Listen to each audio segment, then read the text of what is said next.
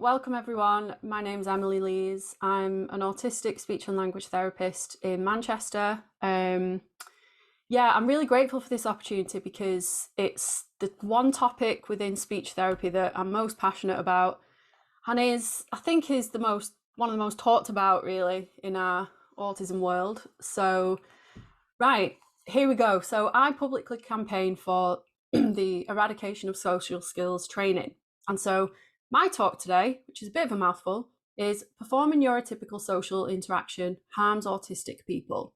So why are we still using social skills training? Okay, so just a few things to know about me. Because I'm autistic, whenever I deliver these kinds of things, I always speak from my own experience, in addition to my clinical expertise, whatever. So my mission is to transform the way that speech therapists support neurodivergent autistic individuals, as well as any professional really working in healthcare and education. I also provide different trainings to NHS trusts, and I provide supervision as well. Other things to know about me are that I was diagnosed as autistic at age 33 after being placed in the mental health system from a young age and being diagnosed with borderline personality disorder. So I've accumulated a lot of trauma through services, like a lot of autistic people. Okay, so just quickly then, for those who might not be as kind of, whatever. Neurodiversity was first coined by Judy Singer in the 90s, and it's the idea that neurodevelopmental differences are in fact just a natural variation in how people think, feel, and experience the world. So this is a radically different way of viewing these differences, particularly with the dominant model in health, education, and social care being the medical pathology model, whereby autism is viewed as a disorder and condition rather than just a different neurotype.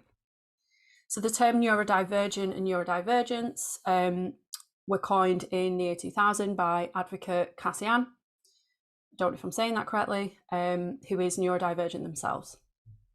So neurodiversity is this umbrella term which encapsulates all brains, which includes neurotypical and neurodivergent.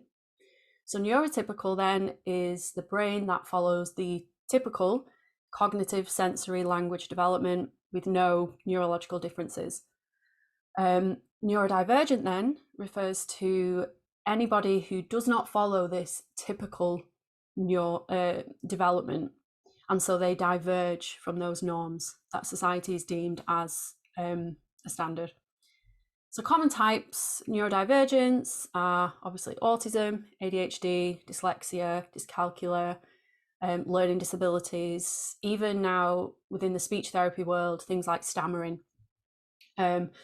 And as I'm sure we know, autistic people are often multiply neurodivergent. And so I suppose that's why, one of the reasons why it's more talked about.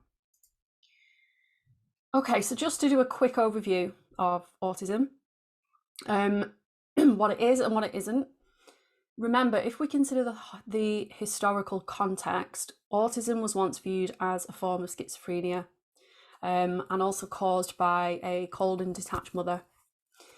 So we want to shift away from the word neurodevelopmental condition because it's still rooted in the medical model. So even though it's a step forward from ASD, it's still problematic. Autism is not a mental health condition or learning disability, but these can and frequently do occur alongside, which is why it can be confusing to some people. And talking about mental health, autistic individuals are much more likely to experience mental health difficulties because of that accumulation of trauma and those unmet needs from a very young age. And so autistic children are more vulnerable to bullying, different types of abuse, being taken advantage of, attachment trauma. And what we frequently see is being repeatedly let down by services, as well as the families, which creates trauma for them. So, as I say, autism has historically been described as a disorder or condition that can be measured from high to low, mild to severe, as well as Asperger's syndrome. All these labels originate from the medical model and are deeply stigmatising to autistic people. What's important to know is that Asperger's is no longer in the DSM, and the autistic community are strongly opposed to Asperger's and see it as a harmful label because it separates us into these categories and assumes that you have a less severe form of autism, with the assumption then being that you must be high functioning. And so your needs are often dismissed and deemed as not that bad. And I'm someone who would traditionally be called high functioning.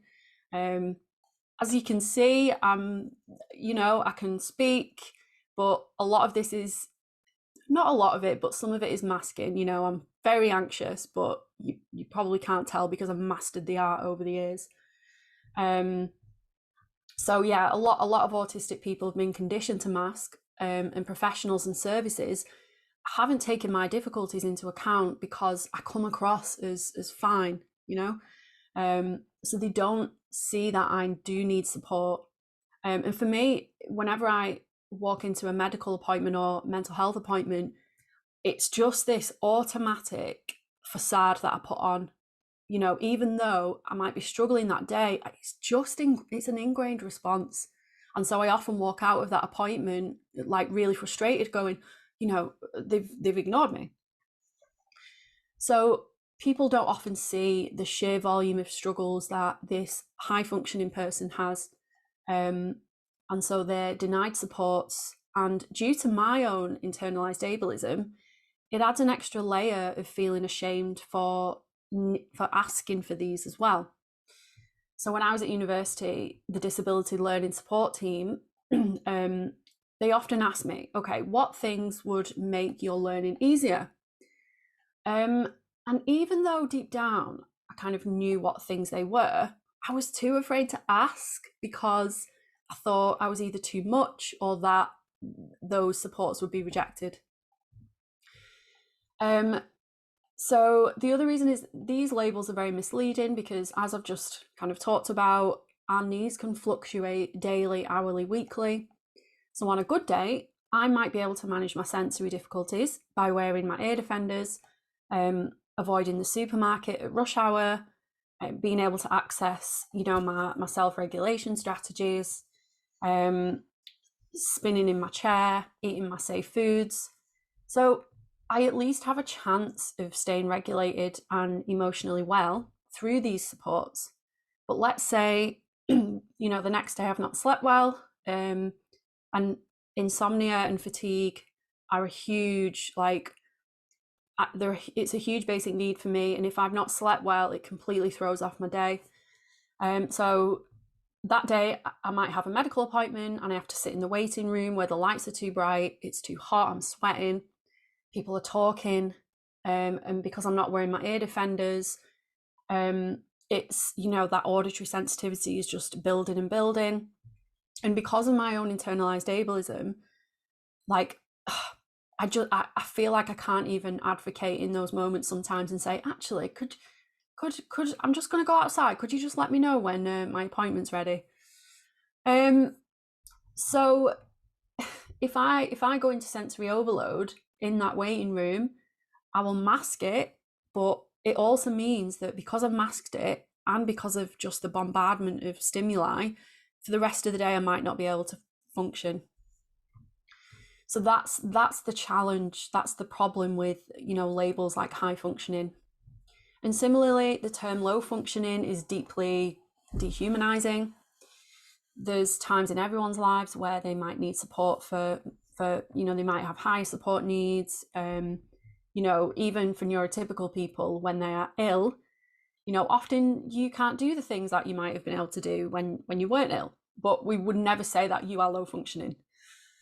So it dismisses the person's voice, it denies their autonomy, it assumes that their skills can't change over time, and it dismisses other methods of communication, like AAC, sign language, alphabet boards, speech output devices.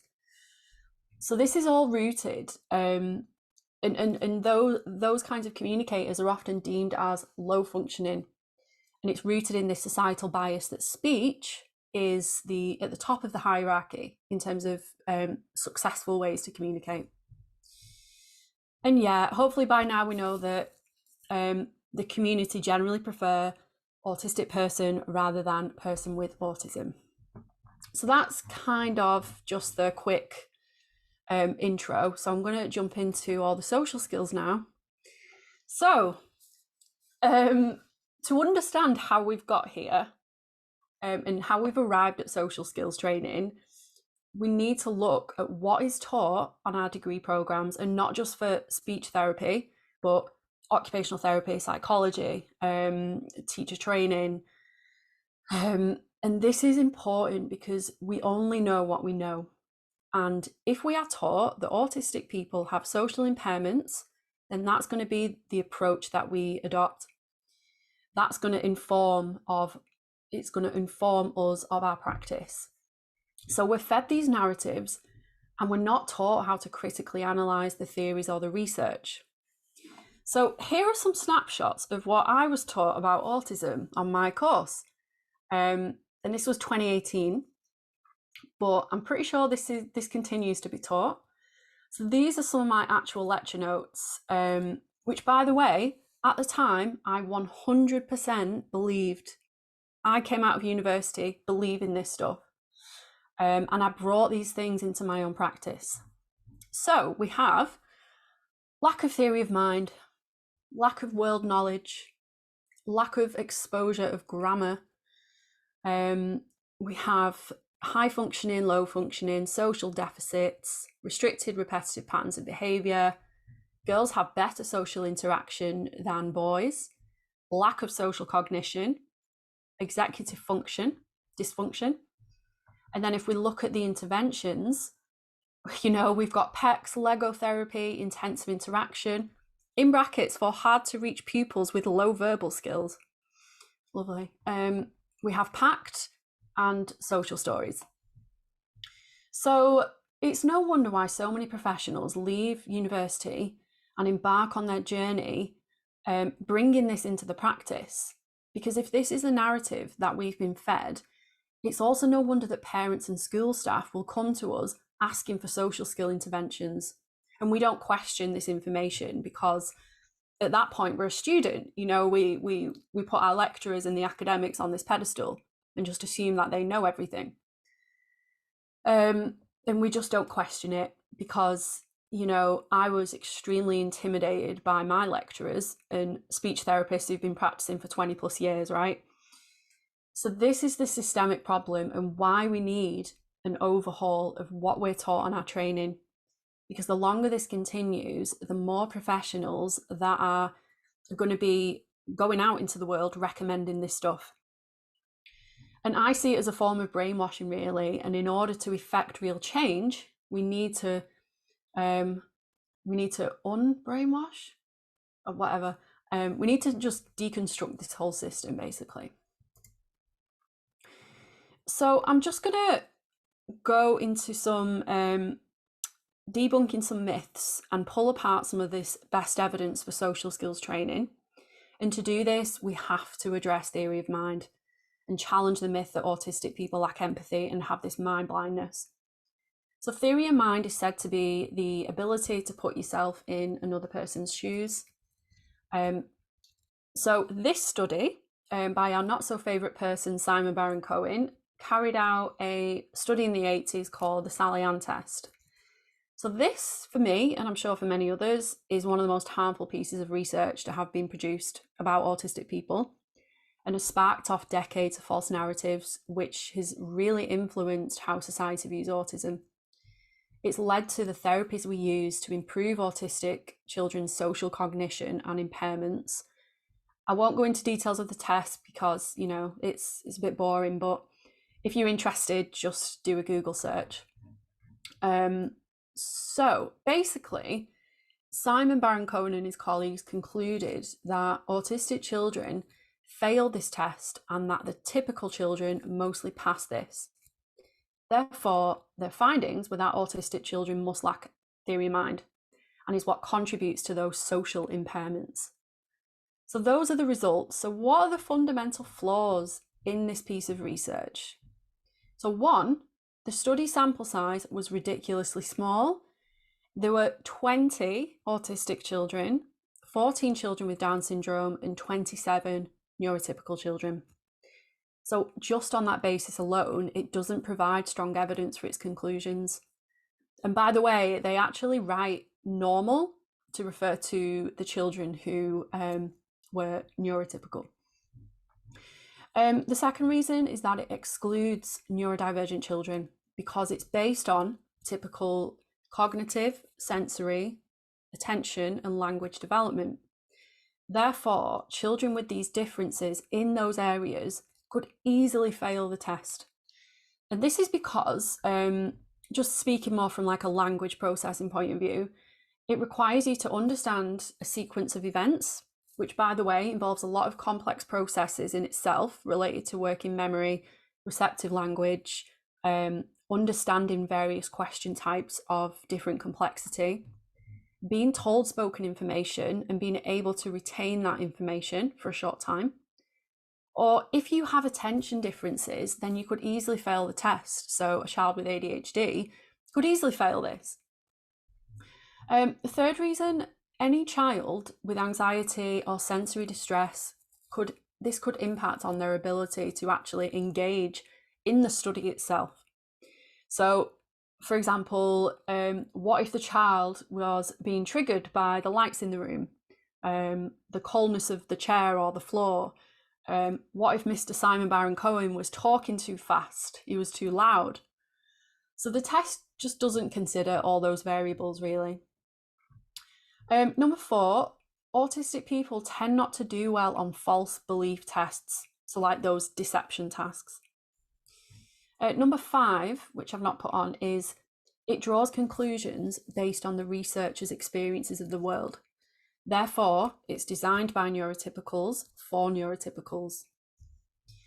And the last one is, what's interesting is that a slightly altered version of the test was conducted with autistic children, whereby a reward was offered for the correct answer. And this drastically improved the results. So 74% of children passed the test, whereas only 13% passed the original test. And not that I'm supporting rewards, because that's behavioural, but it's just an example of how we can start to challenge some of this research. And there has since been a newer theory, which is that theory of mind can be separated into 2 types of empathy. So you have affective empathy, which is inferring emotions, and then you have cognitive empathy, which is inferring people's beliefs. So while some autistic people can score lower on the cognitive measures, it's actually been found that they score no differently on those affective measures compared to non-autistic people.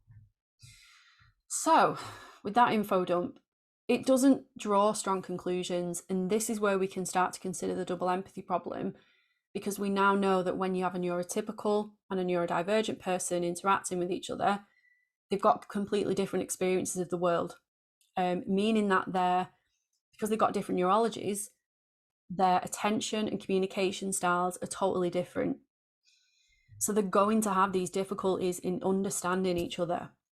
But historically, this communication breakdown has always been placed on the autistic person, which we saw with Lorna Wing's research, where she described autistic interaction styles as being aloof, passive, active but odd. So you can see just how this stigma has been created and how we've got to where we are currently. Okay. In order to understand why social skills training is ableist and it discriminates against autistic people, it's important to understand what autistic communication actually looks like. So here's a nice visual I like to show to people when trying to help them understand some of the differences between autistic and neurotypical communication styles. So autistic people, we form relationships in a different way than neurotypicals. So we don't place the same value on small talk, discussing arbitrary topics of conversation, in order to connect and meet those social expectations. So instead, we tend to prefer connecting through shared interests, activity. We build friendships through info dumping, taking longer conversational turns, shared values, similar likes and dislikes. We skip small talk and we prefer to discuss real emotive topics. We often prefer to sit side by side and not directly across each other, holding each other's eye gaze because this can arouse anxiety. We tend to be direct communicators, so we say what we mean. We value transparency and authenticity, which actually creates those conditions for trust. Because if I know exactly where somebody stands with me, it mitigates my anxiety over trying to work out their intentions or hidden agendas. And being direct also means that we can save a lot of cognitive and sensory labor of trying to integrate all those complex components of language processing and communicating a message. So thinking about the right words, sequencing them in the right order, searching around our brains for the right semantic and phonological information. We don't see social hierarchies and don't place the same importance of modifying our communication style to different people. So you'll often find that autistic children in schools may talk to a teacher the same way that they might talk to a friend, but they're often penalised for that. We have language processing difficulties, so I've just mentioned those. Word finding, sequencing, recalling, narrative, working memory, organisation. And doing these things in real time, quickly, is really difficult. Question types are also challenging because with autistic people, including me, questions that are too open-ended paralyse me because I don't know where to start. And often people don't provide enough information in the question, which results in me having to ask 5 follow-up questions just to work out what they're actually asking. And this is characteristic of neurotypical communication because there are so many, there's so much ambiguity and like hidden meanings of not saying what they mean. So then the autistic person has to do a lot of labor trying to work out all those possible questions and variables. So these are just some of the differences in social communication and interaction styles compared with neurotypicals. If you're interested in learning more, I actually highly recommend my colleague Elaine McGreevy and we have a training company called Divergent Perspectives, and we have a training called Honouring Autistic Communication, which really kind of does a deep dive in these things. Yeah, so sorry for that plug, but it is helpful training. So none of this is taught on our degree programs, and instead we're taught solely about neurotypical communication and then compare the autistic person to these standards and social norms which society has constructed. So if we were educated in these differences, then we wouldn't be operating from a place of needing to correct the autistic person's communication because we wouldn't see the differences as deficits. We would just see them as an equally valid way of communication. So just as much as we teach autistic children about neurotypical social skills, it's imperative that we teach neurotypical children what our social skills look like. And that is the responsibility of, the education system and schools. So we need to allow autistic people to communicate in the way that they prefer and let them be who they truly are, which is going to help release that stigma and help us start to unmask. So I'll talk more about the research shortly and what we've learned about the social intelligence of autistic people. So, what are these social skills that society has set as the gold standard? What are autistic children being told they have to do in order to be accepted and socially desirable? Well, here are some examples of social skills training goals that I've pulled from various sources. And so We have use eye contact to demonstrate interest in peer conversations, terminate conversations by using appropriate vocal changes, avoid showing strange behaviours in public, like making noises, show appropriate sense of humour during interactions, respond to teasing, anger, failure, disappointment appropriately, engage positively in play with peers and adults, shows evidence of active listening. And so the overall aims of social skills training are to, and I'll read some common examples: reduce difficulties in social communication and repetitive behaviours, reduce autism symptoms, greater improvements in communication skills, increase joint attention through eye gaze, sharing and giving, teach social behaviours and true social understanding, teach acceptable responses, and rehearse and reinforce expected social behaviours. So this behavioural approach to training social skills is entirely performative. It's based on operant conditioning, which aims to change behaviours through strengthening and weakening. So through consequence, reinforcement and punishment. So this method was in fact used on rats and pigeons decades ago to analyse different behaviour responses. And the majority of SLT, so speech language therapy interventions for autistic children, are based on this methodology, which is the same method we use for dog training. So we see classroom visuals like sit down, quiet, check schedule, tidy up, listen, stop. So these are behavioural and not actually teaching the child how to communicate. All it does is teach them to understand some basic commands and instructions so that classroom staff, it makes life easy for them.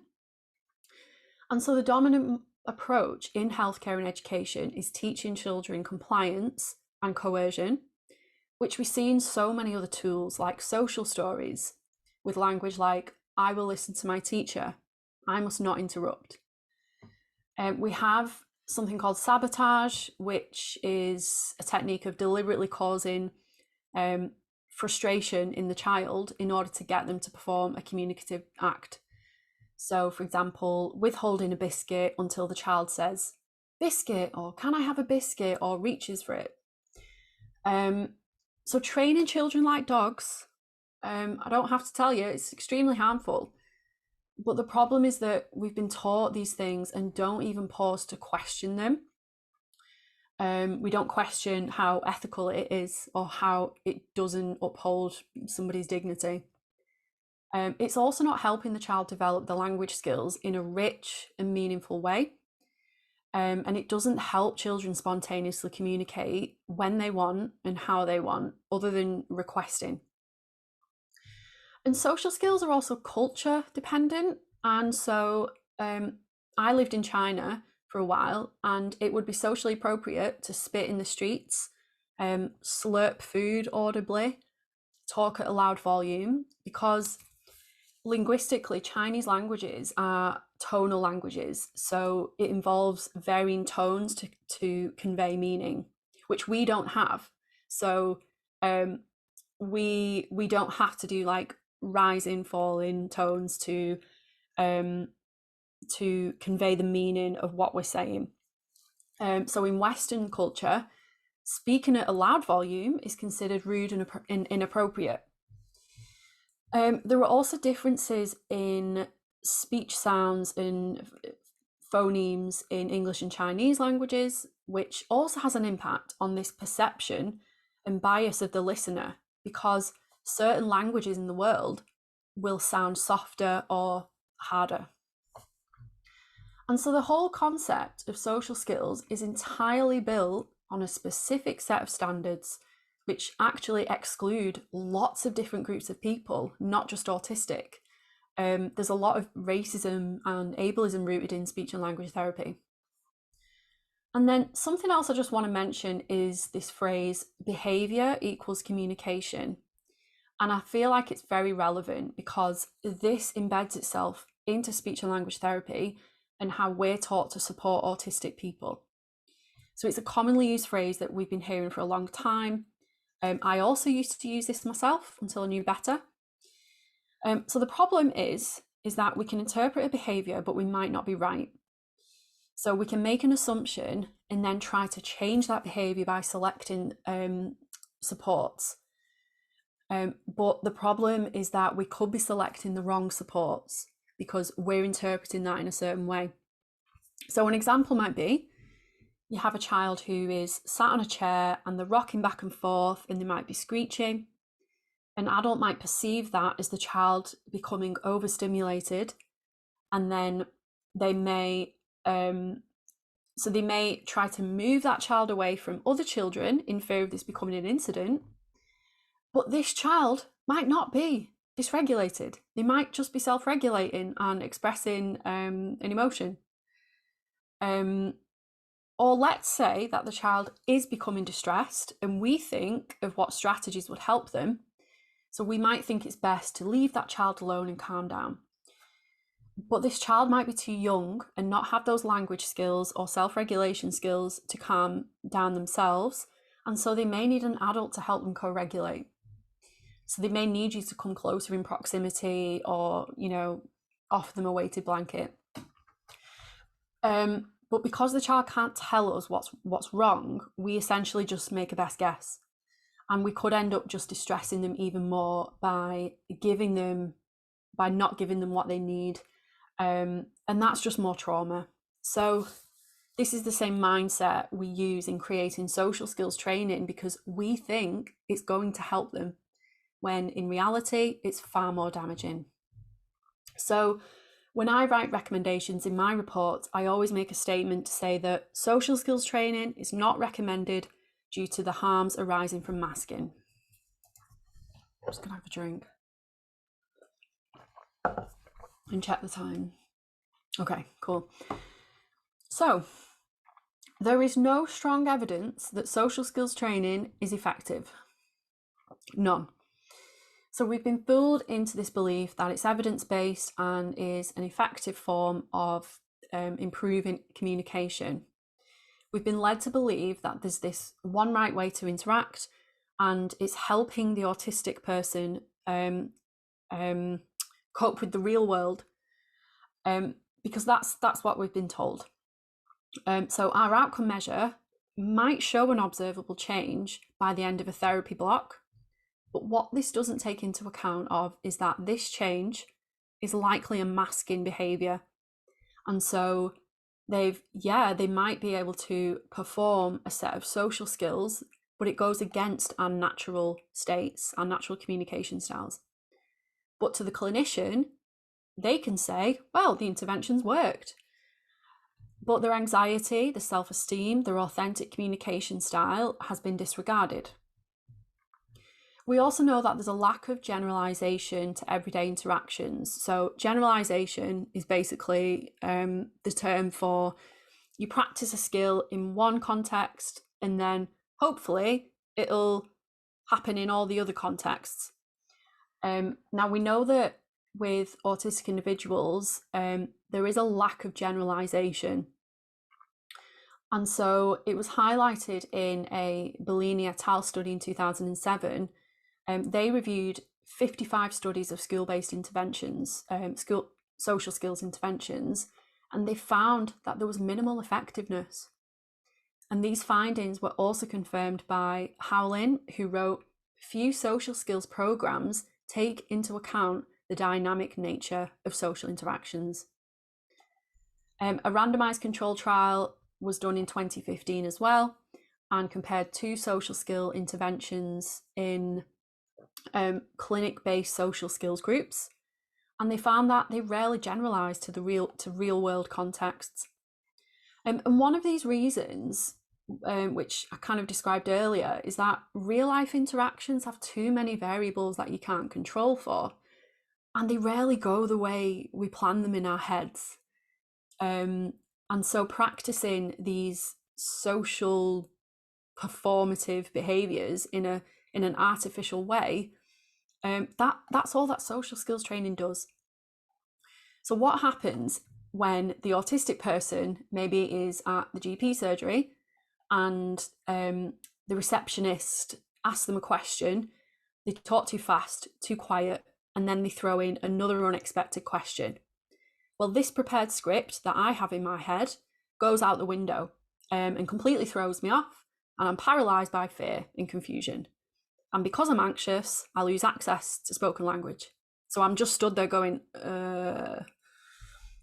And so the problem with role play and social scripts is that they're based on, I'll say this, they'll say that, and then I'll say that. So these prepackaged programs don't often work, and they're not based on understanding and honouring autistic communication. So they focus on changing the person rather than looking at what that person needs in order to communicate. So disability supports, accommodations, training people in the school or the environment or healthcare system in how to adapt their communication for people who aren't neurotypical. I've actually had a few medical appointments over the last few weeks, and they've been horrendous. They've been absolutely horrendous. And I've actually contacted pals to say, like, here are the things that I need. I need the practitioner to communicate with me in certain ways. The other issues with these programs comes back to the methodology. So they all share the same assumptions that are rooted in the theory of mind, outdated research. So even though some of the research might indicate a successful outcome, it doesn't make it an ethical therapy because it doesn't hold it doesn't uphold the dignity of autistic people. So something can be viewed as evidence-based. It can be viewed as evidence-based as it wants, but when it boils down to it, if there's been no co-production with the people who these interventions are for, and your intervention is based on mind blindness, then I'm not interested in your piece of research. So this is where it does take skill in analysing the research and pulling back the curtain, because there are huge problems with the historic social skills research, such as small sample sizes, few comparison groups, a lack of randomisation, those evaluating its effectiveness weren't blinded, a lack of common definition of what the treatment was actually targeting. It's conducted and designed by neurotypicals, and so it's based on the observations of the clinicians and educators who are likely going to be neurotypical. There was a lack of follow-up periods, and in many of these studies, their exclusion criteria was no intellectual disability or no ADHD, which is not representative of autistic people, right? So it lacks that generalization. In one study which evaluated the effectiveness of a therapy, which I won't mention, results showed no statistically significant differences between pre and post intervention scores. So it did not confirm previous findings from other studies, and it didn't show that there was an increase in self-initiated interactions, and in fact caused frustration in a lot of children. So when these interventions are sold and marketed, they have these bold statements on the adverts and on their internet pages about, they use all the right phrases, and as I've heard in the community, it's very neurodiversity light. They will say how they're evidence-based, how they don't teach masking, how they're child-led. But when you actually critically analyse it and just take one read of like the manual or the literature, you see just how dangerous this is and just how not neurodiversity affirming it is. And it is dangerous because it leads people into believing false information, leading to more and more of these programs being rolled out across the world, really. And this is why autistic advocates get so worn down, because they're trying to make change within a system, and it's relentless. Because we are the minorities and we get spoken over, we get accused of being aggressive or intolerant, which is why I receive so much backlash on Twitter from professionals who support social skills training. But at the root of this is a lack of understanding and knowledge of what is ableist and what is and what is neurodiversity affirming, essentially. So even when we have professionals saying that they follow neurodiversity affirming approaches, because they still don't have that robust understanding, and they're not autistic, they will continue to recommend certain programs which are encouraging neurotypical styles of attention, language, and sensory norms. So you can see just how the research is highly, highly questionable. But more importantly, we have to listen to the voices of the community and take into account how they feel about these interventions. And by now, we should all know that we do not support them. So the question, why are we still using social skills training, is pretty simple. One, it's easy, it's simple. So if we can recommend a program or therapy tool in our reports, then we can save a lot of time and energy. We can copy and paste it, which as clinicians is really appealing because we do have huge caseloads and constraints. You know, we know how much pressure is with the NHS. Two, bias and lack of understanding of ableism. So we only know what we know, and if we've been taught that this is the best intervention, then that's what we're going to recommend. Three, these programs involve an almost step-by-step procedure of working through the manual. So it's linear and it's straightforward.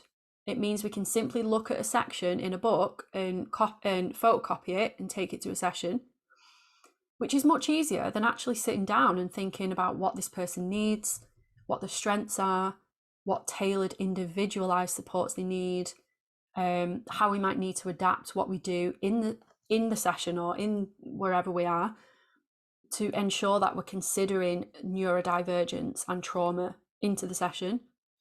It means we don't need to spend time and energy working with their supporters in the environment and giving training, coaching, getting together and supporting them.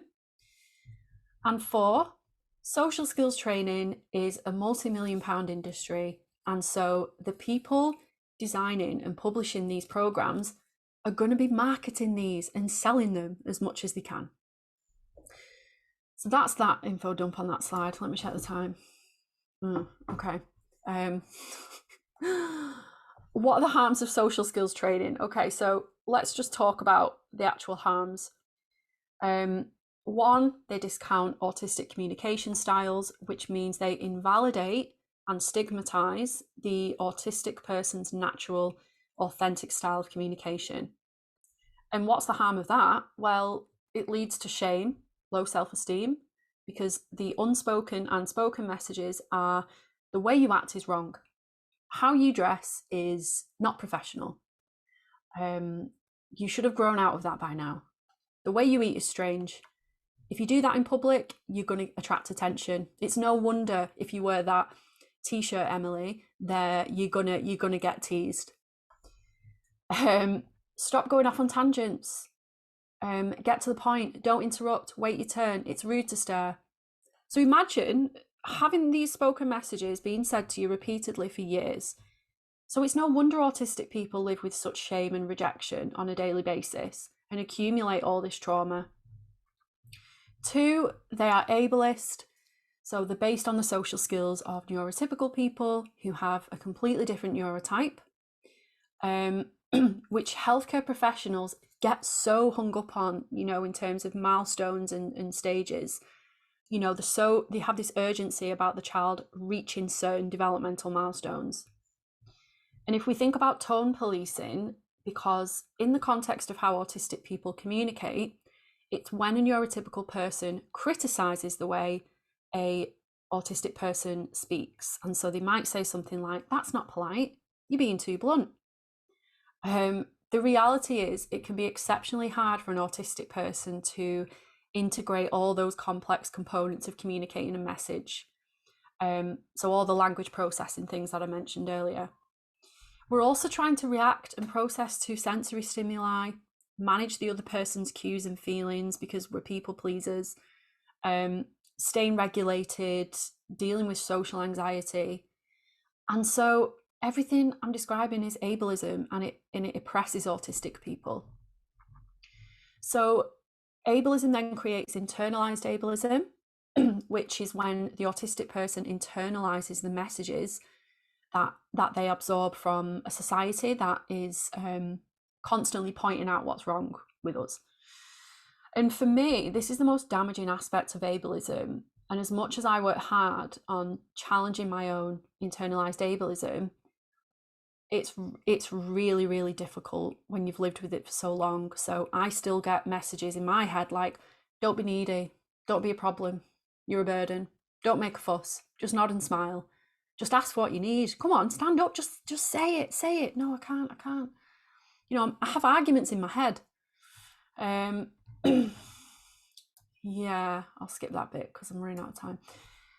Double standards. Would you expect a neurotypical child to meet all those goals that I talked about earlier? So respond to teasing appropriately, use appropriate volume in conversations, don't interrupt the speaker. So I don't know about you, but I don't know any neurotypical adults who don't do those things. So we have this societal bias and cognitive dissonance that places the blame on the autistic person because, well, we're the ones that have the impairments, right?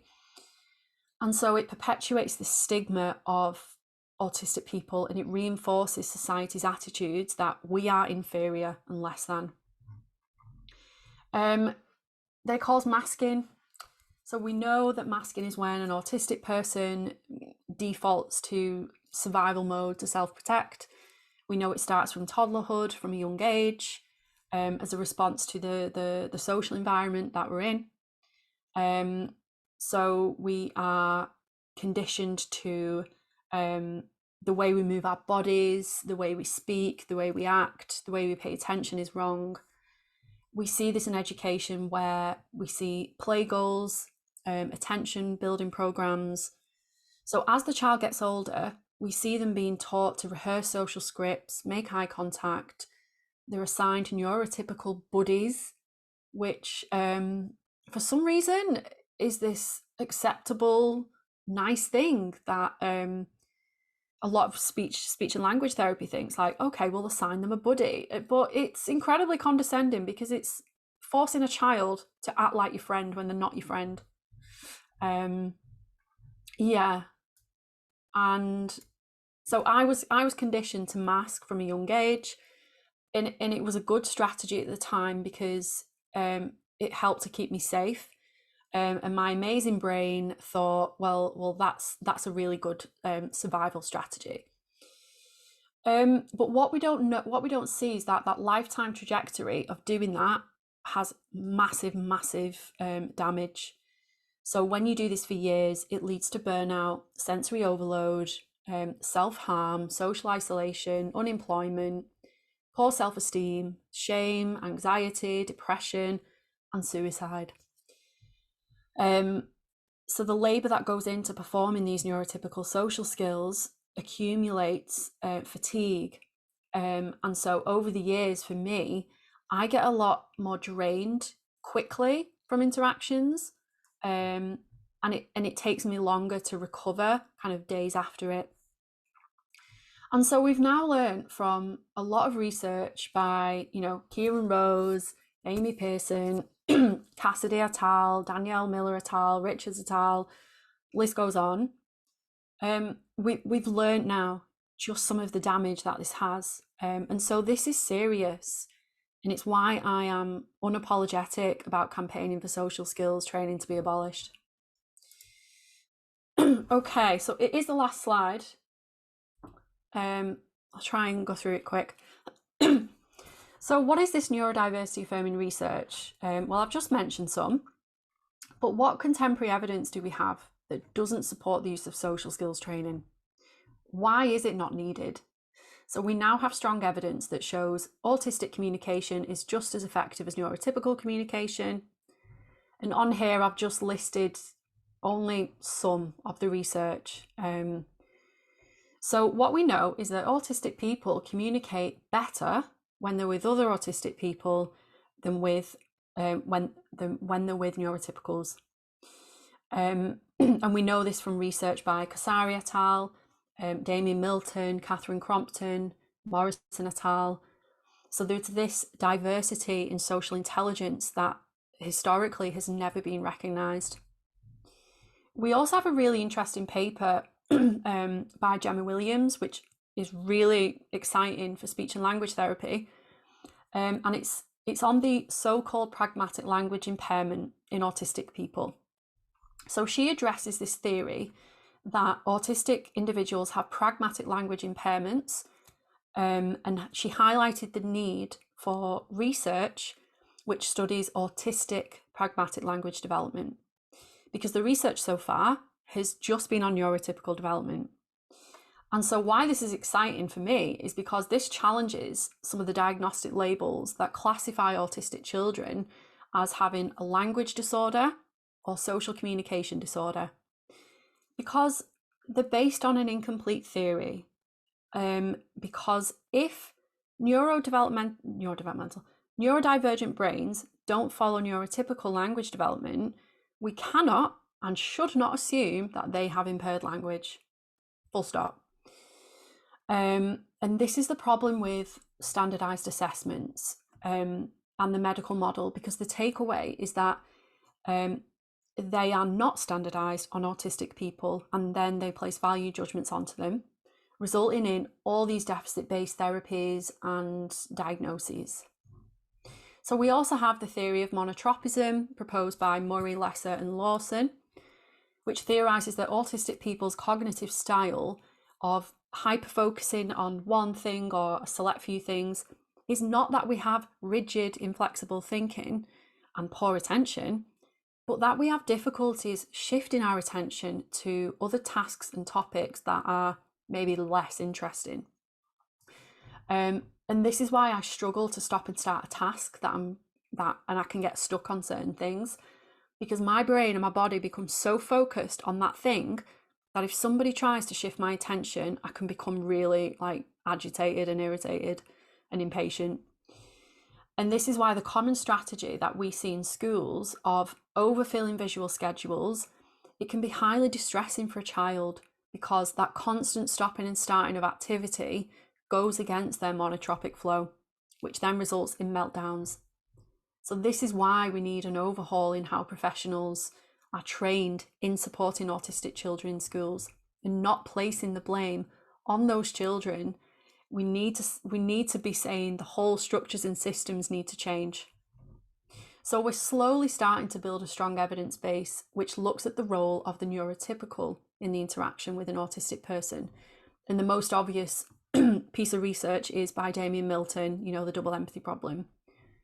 But we also have Noah Sasson's research, which shows that neurotypical peers are in fact less willing to interact with autistic peers based on these thin slice judgments, which confirms Morrison et al.'s research showing that autistic adults were actually rated as more awkward and less socially warm than non-autistic people. So this limits the opportunities for autistic individuals to develop connections and friendships, because if neurotypical people's first impressions of us are negative, then that's going to affect their willingness to want to even engage with us.